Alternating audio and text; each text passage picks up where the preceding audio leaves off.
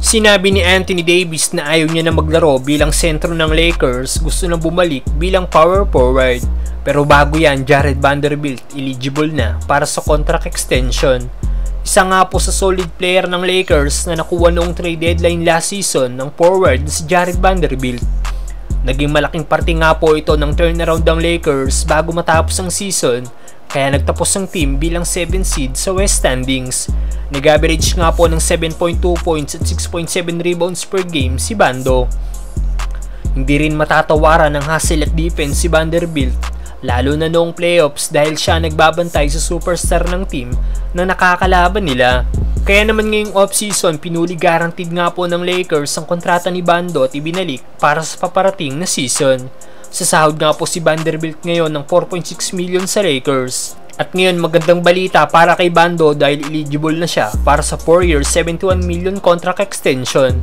Meaning sasahod si Vando ng 17.7 million sa susunod na 4 na season kung makuha niya ang contract extension na ito.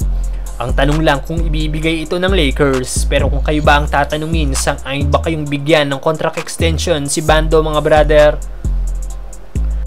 Samantalang Anthony Davis gusto nang bumalik bilang power forward. Isa nga po si Anthony Davis sa best big man ng NBA kapag ito ay healthy.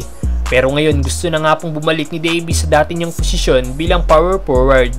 Dahil ayon sa report ng ESPN na si Dave McMenamin, na gusto na daw ni Davis na maglaro bilang power forward na magsusuporta sa kanilang center ngayong darating na season. Sa paglalaro nga po ni Davis bilang power forward, nakuha ng Lakers ang kanilang championship noong 2020 season kasama mga big man na sina Dwight Howard at JaVale McGee. Ngayong may mga reliable big man na ang Lakers sa katauhan ni na Jackson Hayes at Christian Wood, pwede na talagang gawin ng Lakers ang lineup nila noong 2020 season. Isa pa, mas may iwasan ni Davis ma-injured pag gagawin na siyang power forward dahil hindi na siya makikipagbalyahan sa ilalim. Sang-ayon ba kayong gawin ng power forward ng Lakers si Davis mga brother?